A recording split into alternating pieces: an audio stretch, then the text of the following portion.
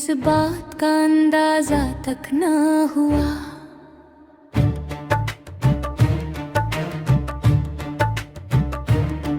गौरा सूर्यवंशी ने मोदी भवन में कदम रखा।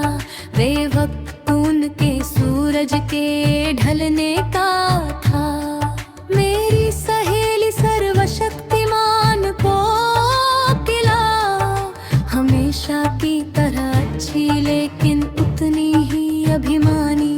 वो झट से मेरी इस कहानी पर यकीन कर बैठी कि मैं भलाई के लिए आई हूँ, पुरानी दोस्ती निभाने आई हूँ। वो मेरी वजह से सब पर चिल्लाने और लड़ने लगी। मोदी भवन में फिर कोई भी दिन चैन का न रहा। वो गोपी उसकी वफादार बहू मेरे हाथों की एक और कठपुतली बन चुकी थी। उसने मुस्कान और मीठे शब्दों के साथ मेरा स्वागत किया। वो चाहती थी कि मैं उसकी सास को माफ कर दूं। अब बात करते हैं मीरा और विद्या की। एक उजाला तो दूसरी अंधेरा थी। विद्या एक आज्ञाकारी और सीधी सादी बहन, और मीरा जैसे रात का कोई तूफान।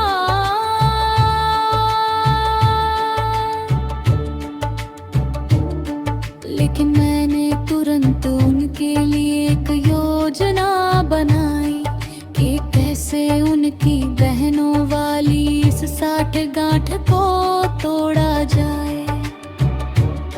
मैं कुछ ऐसा करने वाली थी जो आज तक किसी ने ना सुना था, न देखा था। महान लेखक भी मुझसे ही नए विचार लेने वाले थे। मैंने उन दोनों लड़कियों को अपनी बहुएं बना लिया।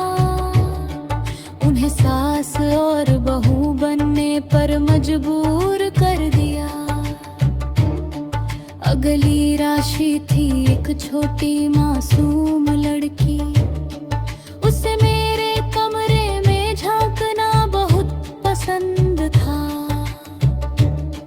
लेकिन गौरा ने उसे एक कहानी सुनाई कि कैसे परी आई और उसने राक्षस को मौत के घाट उतार दिया। कैसे सच हमेशा झूठ को हरा देता है। कैसे गौरा अपना न्याय खुद करती है। उर्मिला ने मेरी योजनाओं को लगभग भांप ही लिया था। लेकिन बेचारी कुछ भी साबित ना कर सकी।